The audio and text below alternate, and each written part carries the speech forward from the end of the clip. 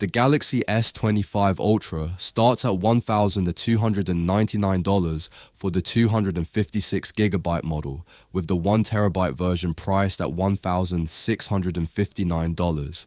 The S25 Ultra is expected to bring only minor upgrades, so the S24 Ultra will still hold its ground. Here's a sneak peek into the Galaxy S25 Ultra. Leaked spare parts reveal new color options like titanium black, blue, gold, and silver. There are also rumors of exclusive online colors, including titanium jade green and pink gold, though nothing is confirmed yet.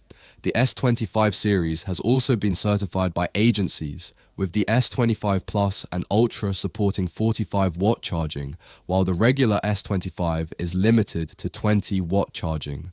Additionally, the S25 Ultra will feature faster wireless charging at 15 watts compared to the S25's 9 watts. Looking further ahead, the Snapdragon 8 Elite Gen 2 is rumored to be at least 20% more powerful than the current chip, and it could power future Samsung devices, including the Galaxy S26 series.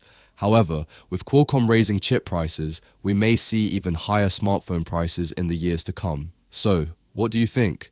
Will you wait for the Galaxy S25 Ultra, or will you opt for the more affordable S24 Ultra? Let me know in the comments, and if you enjoyed this video, don't forget to like, subscribe, and hit the notification bell so you never miss an update.